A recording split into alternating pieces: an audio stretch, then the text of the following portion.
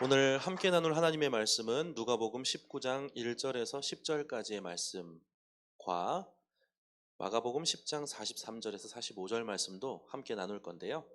먼저 누가복음 19장 1절에서 10절까지의 말씀입니다. 누가복음 19장 1절에서 10절까지의 말씀.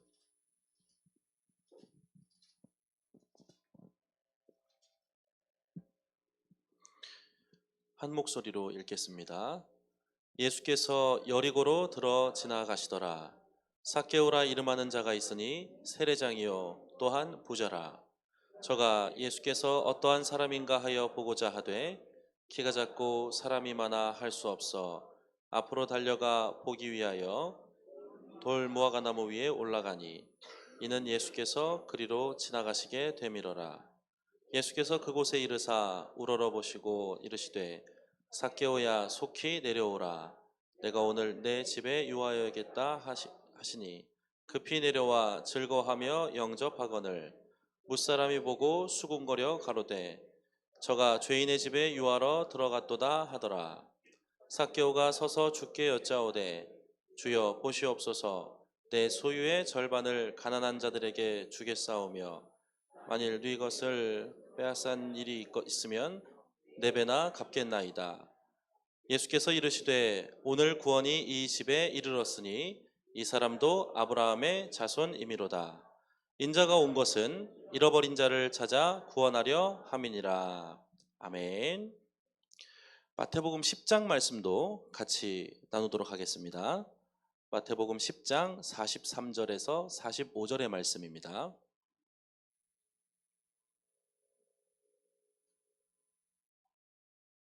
마가복음 10장입니다.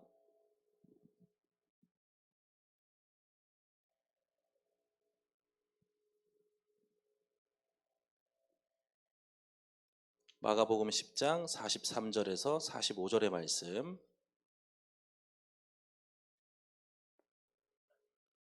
함께 읽습니다. 너희 중에는 그렇지 않을지니 너희 중에 누구든지 크고자 하는 자는 너희를 섬기는 자가 되고 너희 중에 누구든지 으뜸이 되고자 하는 자는 모든 사람의 종이 되어야 하리라. 인자가 온 것은 섬김을 받으려 함이 아니라 도리어 섬기려 하고 자기 목숨을 많은 사람의 대속물로 주려 함이니라. 아멘. 함께 읽은 누가복음 19장 1절에서 10절까지의 말씀과 마가복음 10장 43절에서 45절의 말씀에 공통점이 별로 없어 보이죠. 먼저 좀 설명을 드리자면 누가복음 19장 말씀은 누가복음 9장 51절부터 시작해서 예루살렘을 향한 여정이 시작이 되고 그 여행 기간 동안 있었던 에피소드들이나 예수님의 가르침을 통해서 하나님의 나라에서는 어떠한 방식으로 사람들이 살기를 원하는가, 하나님께서는 우리가 어떻게 살기를 원하시는가 하는 가르침이 진행이 되고, 이제 여리고성을 지나서 물론 열무나 비유가 있기는 하지만 마지막으로 이 그 삭개오 에피소드를 지나서 예루살렘에 입성하십니다. 그러니까 이 이야기가 뭐 단순히 하나의 에피소드일 수도 있지만 굉장히 큰 가르침일 수도 있겠다. 요 정도 생각하시면 될 것 같고요. 두 번째로 마가복음 10장 43절에서 45절 말씀 역시도 제가 전에 한번 언급드렸던 것처럼 마가복음은 긴 서론이 있는 순환 이야기라고 하는 닉네임이 붙어 있다고 말씀을 드렸었죠. 이제 이 10장 말씀이 끝나고 마찬가지로 바디메오 사건이 끼어 있긴 하지만 이 사건 이후로 이제 예루살렘에 입성을 하셔서 본격적인 순환과 부활의 사건이 진행이 되기 직전의 이제 장면입니다. 그리고 이제 특별히 이 마가복음 10장 43절에서 45절의 말씀은 마가복음 8장 31절, 마가복음 9장 31절, 그리고 오늘 함께 읽은 본문 앞에 있는 마가복음 10장 33절부터 35절까지의 말씀을 통해서 인자가 고난을 받고 사흘 뒤에 다시 살아나리라 하는 이제 메시지를 전하시고, 그러나 여전히 이제 예수님의 말씀을 이해하지 못하는 이 제자들의 어떤 주고받는 대화에 대해서 이제 가르침을 주시는 거죠. 인자가 온 것은 섬김을 받으려 하는 것이 아니라 도리어 섬기려 하고 많은 사람을 위해서 심지어 목숨까지 내어 주고자 하는 그런 것이다. 라고 하는 거죠. 그리고 눈에 띄는 이 공통점이 하나 있습니다. 이 두 본문에 10절 말씀에 보면, 누가복음 19장 10절 말씀에 보면 인자가 온 것은 잃어버린 자를 찾아 구원하려 함이니라 라고 말씀하고 계시고, 마가복음 10장 45절의 말씀에는 인자가 온 것은 섬김을 받으려 함이 아니라 도리어 섬기려 하고 자기 목숨을 많은 사람의 대속물로 주려 함이니라. 인자가 온 이유에 대해서 설명을 하고 있죠. 굉장히 중요한 가르침에 대해서, 이제는 뭐 어떤 순환이라고 하는 일을 겪기 직전에 마지막에 가르쳐 주신 거란 말이에요. 그렇기 때문에 저희가 이제 사순절 기간을 이제 거의 보내고 있는데, 예수님께서 우리에게 정말 그 중요한 시점에 강조하려고 하셨던 메시지가 무엇인지를 확인하는 것이 분명 의미가 있겠다 해서 제가 여러분들과 이 본문을 나누기로 결정을 했습니다. 그렇다면 낮아짐에 관하여라고 하는 제목을 누가복음 19장 1절부터 10절에 있는 삭개오 본문에 붙일 수 있는가? 마가복음 10장 43절에서 45절의 말씀에는 섬김에 대한 이야기, 심지어 죽음으로써 그들을 섬기고자 하셨던, 죽음으로써 그들을 구원하고자 하셨던 예수님의 사건이 담겨져 있기 때문에 뭔가 연관성이 있는데, 과연 누가복음 19장 1에서 10절까지의 말씀 역시도 낮아짐에 관한 이야기와 관련이 있는가 하는 질문이 생길 수 있겠죠. 누가복음 19장 10절에 있는 인자가 온 것은 잃어버린 자를 구원하러 함이니라. 이 부분을, 그러면은 이 본문에서 잃어버린 자에 해당하는 사람이 누구인지를 한번 확인하는 게 의미가 있겠죠. 여기에서 잃어버린 자는 누구였어요? 삭개오. 네, 삭개오. 삭개오는 어떤 사람이었기에 이 사람을 찾아서 구원하는 일이 그렇게 중요했던 것일까? 이렇게 한번 생각을 해볼 수 있겠죠. 삭개오는 어떤 사람이었나요? 여러분들 잘 아시고 계시죠? 세리. 근데 세리 장이었죠. 그것도 어디에서? 여리고에서. 그러면은 이 세리라고 하는 사람들이 어떤 사람인지를 저희가 조금 더 찾아봐야 되겠죠? 세리라고 하는 직업은 뭐 다 잘 아시겠지만 불명예스러운 직업이었습니다. 그렇기 때문에 이 사람이 설사 바리새인의 어떤 파에 속해 있는 사람이었다 할지라도 파문을 당합니다. 다시 그 바리새인 공동체에 들어가려면 이 세리라고 하는 직업을 내려놨었어야 됐어요. 그리고 법정에서 증언을 하는 거는 대부분의 사람들이 가능한 일이었는데, 그 자격이 박탈당하는 대상들이 있습니다. 그리고 애초에 없었던 사람들이 있죠. 애초에 없었던 사람은 이방인 노예들. 그리고 이 세리들은 뭐 그 이전에는 어떨지 몰라도 세리가 된 이후에 법정에서 증언도 할 수 없는 그런 이제 천대받는 존재입니다. 그리고 이 사람들이 세금을 걷었던 방식에 또 문제가 있는데요. 뭐 예를 들어 로마 황제가 필요한 금액이 있어서 이 금액을 나에게 바쳐라 라고 했을 때, 그러면은 이 세금을 거둘 수 있는 권한을 가진 사람은 그거보다 더 많이 거둘까요? 그것만큼만 거둘까요? 더 많이 걷죠. 예. 거기에서 이제 그 과중한 세금의 부담이 이제 평범한 사람들에게 전가가 되는 거죠. 그런데 여기에 재밌는, 이제 제가 그 예수시대 예루살렘이라고 하는 책이 있는데 거기에 이런 문구가 나와 있어요. 내용이 나와 있습니다. 어떤 내용이냐면, 그 징집권을, 세금을 거둘 수 있는 권한을 받기 위해서 말하자면 입찰을 거칩니다. 입찰을 거치는데, 예를 들어 김영포 장로님이 가장 많은 돈을 적어서 대면 이제 김영포 장로님께서 세금을 거둘 수 있는 거예요. 그런데 그거를 일시불로 다 냅니다. 선불로.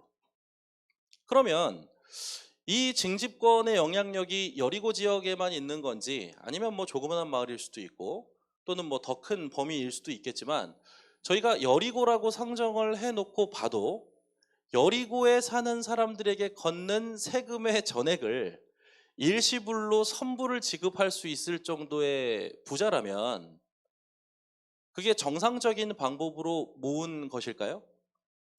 그리고 그 본문 단락에 이런 내용도 나와 있습니다.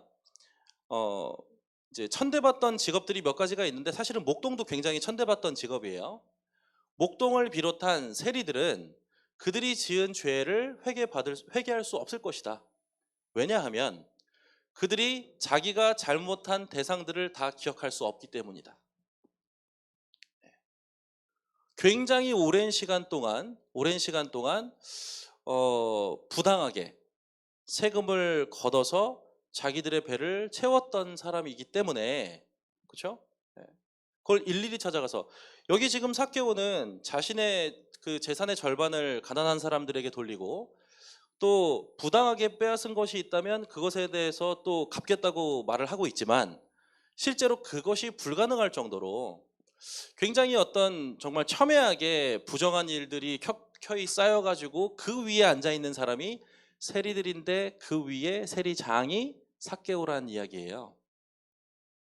그러면 이 사람들은 하는 일 자체의 질도 좋지 않고 또 뭐랑 관련이 있습니까? 우리나라를 점령하고 있는 정복자와 결탁해 있다라고 하는 뭐 혐의가 아니라 사실이죠. 그 사실 때문에 또 손가락질을 받는 거예요. 게다가 삭개오는 또 어떤 특징이 있죠? 키가 작다. 네. 그냥 뭐 그냥 단순히 뭐 핸디캡 그 정도가 아니라, 과거에는 뭔가 경제 활동을 한다고 했을 때 뭐 농사를 짓는다든지 또는 뭐 가축을 돌본다든지 또는 뭐 전쟁에 나간다든지 하는 여러 가지 역할을 수행하기에 부족해 보이는 아이는 어릴 때부터 얘는 뭔가 문제가 있는 거예요. 그죠? 심지어는 그 문제가 부모에게까지 혐의가 씌워지기 때문에 사실은 굉장히 뭔가 안 좋게 자랐을 겁니다.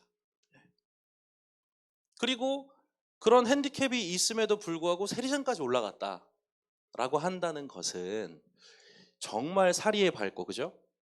내가 누구한테 잘 보여야 되는지, 또 누구를 확실하게 눌러야 되는지, 내가 어디에 투자를 해야 되는지, 누구의 것을 빼앗아야 되는지, 누구의 것을 빼앗아야 내가 뭔가 그 사람에게 보복을 당하지 않을 수 있는지 등등 최신의 정보를 다 가지고 있는 그런 사람이었어요. 그러니까 뭐 여러 가지 관점으로 정의를 내릴 수 있겠지만 저희들 입장에서는 이렇게 한번 얘기해 볼 수 있을 것 같습니다.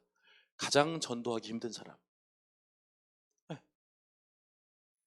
가장 가까이 하기 어려운 사람, 그렇지 않겠어요? 여러분들 아시는 분들 중에 뭐 재력이 어마어마한데 부정한 방법으로 재력을 취한 것 같고, 그래서 한 번이라도 저 사람은 구원 받을 수 없을 거야, 저 사람은 지옥 갈 거야 라고 했던 그 사람. 그러한 삭개오가 3절을 보니까 저가 예수께서 어떠한 사람인가 하여 보고자 하되 이렇게 나와 있어요. 예수께서 어떠한 사람인가 하여 보고자 했다. 자, 저희가 이제 뭐 그때 시대로 돌아가서 상상을 해보자면 이 사람은 정보에 굉장히 민감한 사람 아니었겠습니까? 그죠? 그리고 그때 당시나 뭐 계속해서 예수님 전이나 이후나 그가 구원자다라고 일어났던 사람이 한두 명이었겠어요? 계속 있었죠. 예. 이 하스모니안 그 왕조가 일어섰을 때도 저들이 진정한 구원자다라고 했는데 몇십 년 지나서 깨닫게 되는 거죠. 저들은 진정한 구원자가 아니구나. 세례자 요한이 올라왔을 때도 저가 구원자인가? 아, 그 오시리의 길을 준비하는 자구나. 뭐 등등. 또는 자칭 구원자들이 굉장히 많았겠죠. 뭐 열심당원들을 비롯해서 뭔가 무력으로 한번 독립을 이루어 보고자 했던 사람들도 있었을 것이고. 왜 그가 구원자에 대한 관심을 가지고 있었을까요? 그 역시도 어쩔 수 없이 뭔가 불가피하게 자신이 뭔가 할 수 있는 일을 찾다 보니까 생존하기 위해서 세리장의 역할을 감당하고는 있지만, 이분의 출신이 어디예요? 유대인. 뭐 어쩌면 집안이 나쁘지 않았을 수도 있죠. 그 나쁘지 않다라고 하는 이야기는 부모님 때에서부터 그런 부정한 일을 했다기보다 평범한 가정에서 태어났는데 본인의 한계 때문에 이 일을 선택한 걸 수도 있다라는 의미에서 괜찮은 집안의 출신일 수도 있는 거죠. 그리고 괜찮은 집안을 떠나서 유대인들에게 있어서 가장 중요한 게 뭐예요? 그냥 날 때부터 계명, 율법. 그리고 그 내용을 다 알고 있습니까? 모르고 있습니까? 알고 있죠. 그리고 누구를 기다려요? 모든 유대인들은 메시아를 기다리고 있는 거예요. 우리를 구원하실 이. 그랬기 때문에 이 사람 역시도 굉장히 많은 관심을 가지고 언젠가 오실 예수 그리스도가 예수이신지는 모르니까 구원자를 기다리고 있는데, 그 사람이 누군지 확인하러 올라가서 예수님을 보자마자 예수님이 거해야 되겠다라고 말씀하시고 나서 어마어마한 결단을 내린단 말이에요. 이게 좀 이해가 가세요? 그 사람에게 있어서 어떻게 보면 자신의 자리를 유지해 줄 수 있는 유일한 어떤 무기가 재산이잖아요. 권력이고. 어. 그리고 그러한 자리에 있으면서 견제를 안 당하고 있었을까요? 사실은 지금 이 선언은 자기가 가지고 있는 모든 걸 내려놓겠다는 거 아니에요. 그렇죠? 물론 우리 입장에서는 그럼으로써 구원을 얻을 수 있었으니까 내려놓을 수 있다라고 생각할 수 있지만, 신앙인의 입장에서는 사실은 그거 어려운 거 아닙니까? 여러분들이 정말 그 자리에 가 있으신데 구원이라고 하는 걸 얻었다고 감사한 마음으로 다 내놓으실 수 있으세요? 어떤 굉장히 특별한 일입니다, 이거는. 일반적인 일이 아니라. 그러니까 우리가 구원하기 참 까다로운 사람, 혹은 저 사람은 구원받으면 안 되는데 하는 사람이 예수 그리스도를 만나서 구원받은 장면이 예수님의 본격적인 어떤 순환과 부활의 이야기가 시작되기 전에 등장을 한단 말이에요.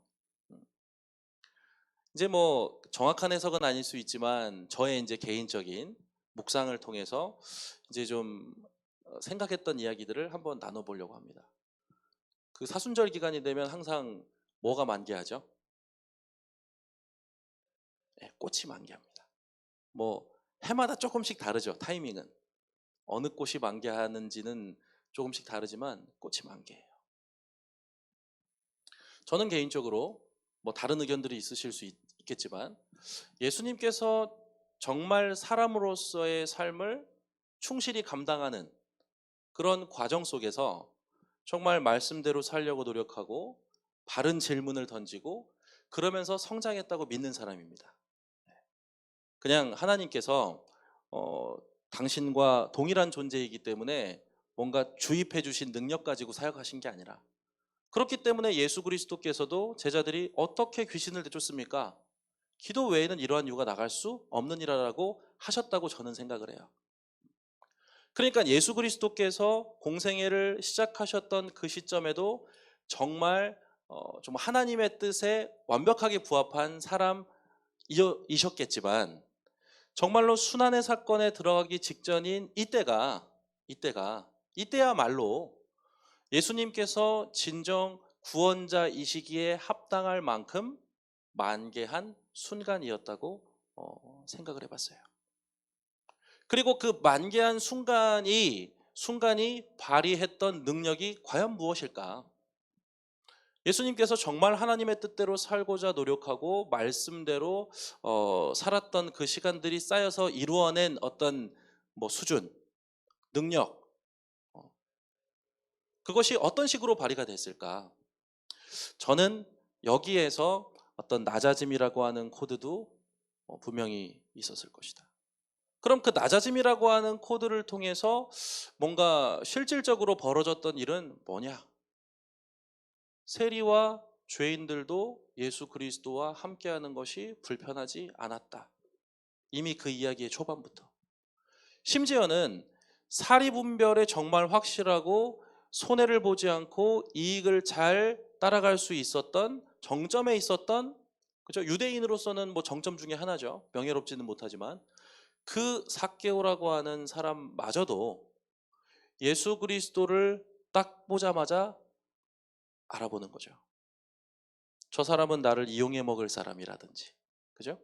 네. 저 사람은 뭔가 그리스도인 척은 하고 있지만 어떤 자기의 명예를 위해서 하고 있는 사람일지. 여러분들 그 돈 문제에 있어서 밝아서 저 정점에 있는 사람들이 제일 잘 아는 게 뭐예요? 저 사람이 어떤 사람인지예요. 그렇죠? 그런데 예수님께서 너의 집에 유하여야 되겠다라고 하시는 그 한마디를 듣고 예수님이 지금 설득했습니까? 삭개오를? 그 이전에 나왔던 뭐 부자 청년이라든지 이런 사람들처럼 예수님께서 설득하셨어요? 그렇지 않았단 말이에요. 뭐 계명을 이야기하고 율법을 이야기하고 너에게 부족한 것은 이거니 이거를 채워라 이런 얘기 하지 않으셨어요. 그런데 저는 그래서 삭개오라고 하는 사람이 예수님을 만나기까지 있었던 어떤 그 시간에 어떠한 준비가 있었다고 보는 거예요.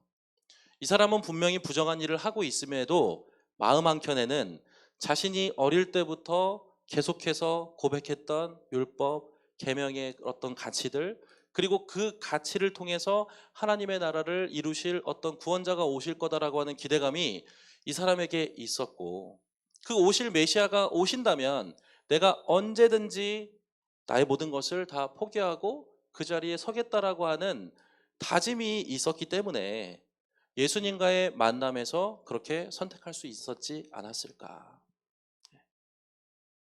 그렇다면 사순절을 지내면서 또는 우리가 그리스도인으로 살아가면서 정말 우리로서는 이룰 수 없는 단계이긴 하지만 우리의 가장 최종적인 목표에 둘 만한 하나의 샘플을 발견했다고 볼 수도 있는 거죠. 내가 여러 말을 하지 않아도 나 때문에 어떤 예수 그리스도에 대해서 영접하게 되는 그 일이 제 삶 언젠가 제 삶이 정말 하나님 보시기에 만기한 그 순간에 있기를 원합니다. 라고 하는 뭐 이루어질 수 없을 수도 있지만 그 어려운 목표를 두고 또 우리가 기도하면서 또 내 삶을 돌아보면서 다듬어가면서 어, 살아갈 수 있지 않을까 하는 생각이에요. 제가 전에 그 두 군데 이제 교회에서 사역을 했는데 특별히 두 번째 교회에서는 많이 그렇게 못했어요. 선임으로 있다 보니까 할 일들이 너무 많아서 치여가지고 잘 못했고요. 첫 번째 교회에서는 저 나름대로 이제 어떤 뭐 목회관이라는 게 있지 않았겠습니까?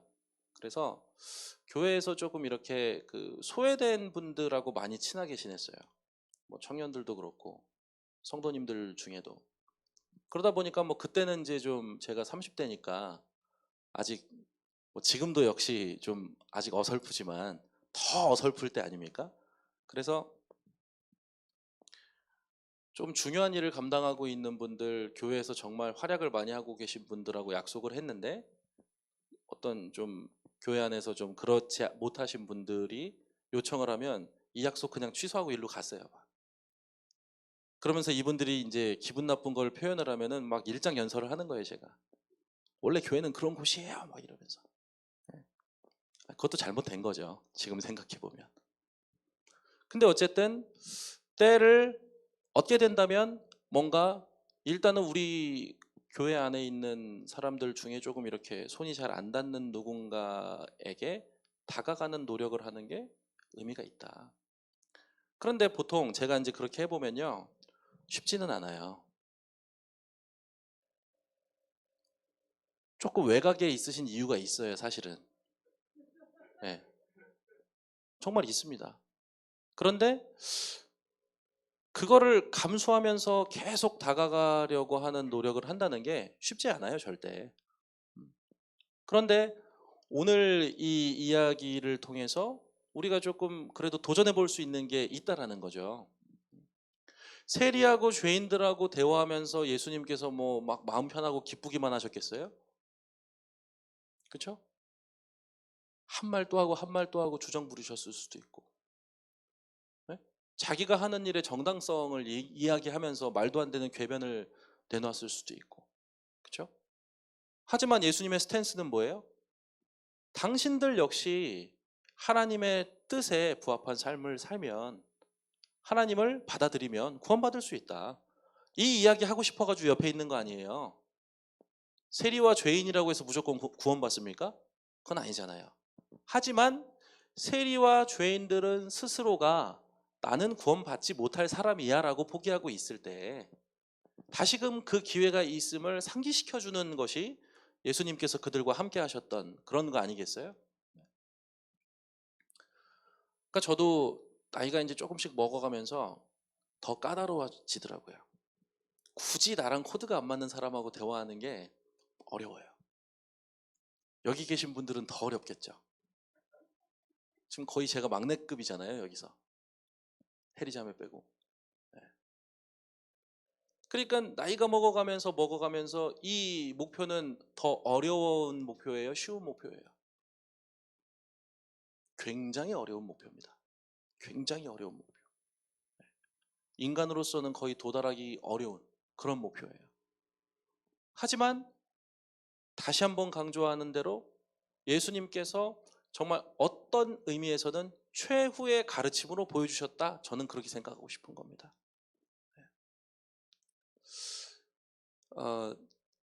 제가 그 집에 TV가 없어서 잘 안 보는데 지난번에 찬양대 연습하는데 팬텀싱어 4가 다시 시작했다는 이야기를 듣고 한번 봤어요. 제 마음가짐이 조금 달라진 걸 느꼈습니다. 뭐였냐면 팬텀싱어 제가 2까지만 보고 3는 안 봤는데 2 볼 때까지만 해도 쟤는 이래서 별로고 쟤는 이래서 별로고 속으로 그랬어요. 근데 제가 확실히 어떤 성악이랑 거리가 멀어졌다는 걸 이번에 느꼈습니다. 그냥 좋더라고요. 네. 근데 보세요. 안예찬인가 하는 그 테너가 마티나따라고 하는 노래를 부르는데 굉장히 기분이 좋아지더라고요. 그러면서 저희가 항상 얘기하는 게 있잖아요. 뭐 나이 40이 되면 50이 되면 자신의 목소리와 얼굴에 책임을 져야 된다. 뭐 이런 게 있잖아요. 그러니까 그게 뭐 잠깐 연습해가지고 되는 건 아니죠. 오랫동안 연습하면서 자기가 살아온 삶이 얼굴로 드러나고 표정으로 드러나고 소리로 드러나는 거 아니겠습니까? 네. 그러니까 그거는 속일 수 없다는 거예요. 저희가 이 목표를 지금 세워가지고 당장 이번 주일날 이룰 수 있는 그런 건 아니에요. 한 10년? 최소한? 한 20년?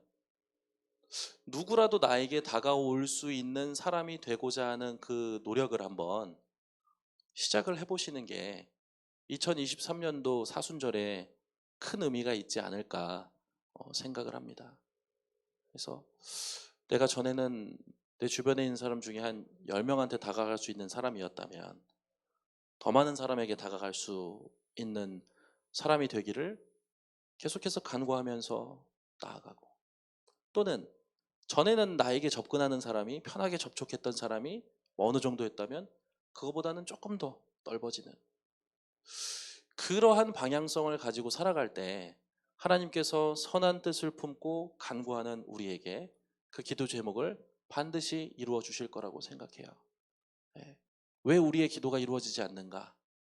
하나님의 뜻과 부합하지 않을 때가 많기 때문에.